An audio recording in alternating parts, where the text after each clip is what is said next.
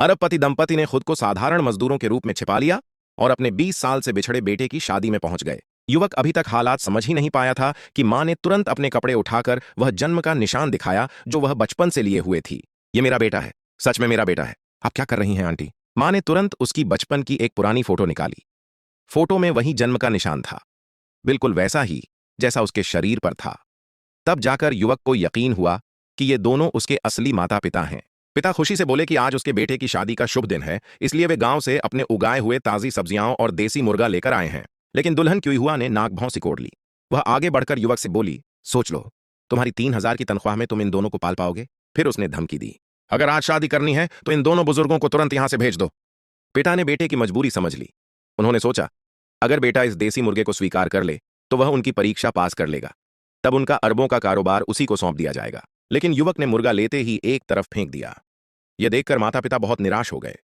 पिता को लगा कि बेटे का चरित्र योग्य नहीं है, इसलिए वह परिवार का कारोबार संभालने लायक नहीं। उन्होंने बाहर खड़े अपने लोगों को इशारा किया कि तैयार किया गया करोड़ों का दहेज रोक दिया जाए।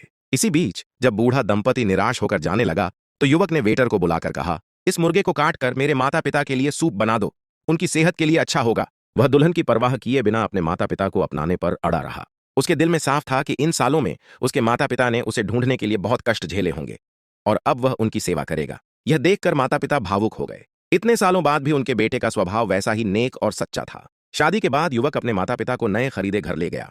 वह चाहता था कि वे कुछ दिन शहर में रहकर खुशी के पल बिताएं, लेकिन क्यूई हुआ को यह मंजूर नहीं था।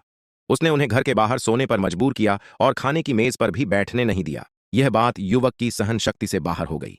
उसने सोचा, जिस औरत से उसने शादी की वह इतनी निर्दयी और निष्ठुर है, ऐसी औरत के साथ रहना बेकार है। वह कमरे से शादी का प्रमाण पत्र लाया और गुस्से में मेज पर पटकते हुए बोला, मैं तुमसे तलाक चाहता हूं। क्यूई हुआ चौंक गई। क्या कहा तुमने? फिर से कहो। मैं तुमसे तलाक चाहता हूं। आखिरकार गलती समझते हुए उसने तलाक मान लिया। अगले दिन तलाक से पहले माता पिता ने कहा कि वे नहीं आ पाएंगे। उन्होंने बेटे को एक रिमोट दिया और कहा, तलाक के बाद इसे दबाना, तुम्हें एक सरप्राइज मिलेगा। उसे नहीं पता था कि इस रिमोट से उनके पूरे परिवार के व्यापार जुड़े हैं। जैसे ही वह बटन दबाएगा 80% संपत्ति उसके नाम हो जाएगी। तलाक की प्रक्रिया पूरी होने के बाद क्यूई हुआ ने तुरंत एक अमीर लड़के से शादी कर ली और युवक का मजाक उड़ाया। तभी उसकी सहेली शियाओ में आगे आई और बोली, मैं उससे शादी करूंगी। उसने तुरंत अपने और युवक के दस्तावेज दिए और शादी कर ली। यह सब इतना अचानक हुआ कि युवक खुद हैरान रह गया। जब वह बाहर निकला उसे रिमोट याद आया। उसने बटन दबाया और अगले ही पल उसके खाते में 10 अरब की राशि आ गई। तभी उसके माता पिता आए और बोले, बेटा हम तुम्हें घर ले जाने आए हैं।